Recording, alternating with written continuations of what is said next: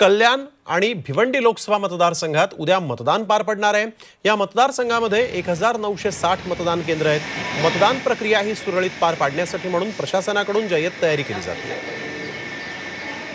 यावेळेसच्या तयारीचा आढावा घेतला आमचे प्रतिनिधी आतिश भोईर यांनी। महाराष्ट्रातला लोकसभेचा शेवटचा टप्पा उद्या होणार आहे। मी आहे कल्याण पश्चिम येथील भिवंडी मतदारसंघामध्ये।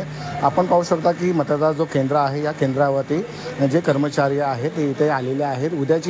उद्या मतदार होणार आहे याकरता संपूर्णतः तयारी होत आहे।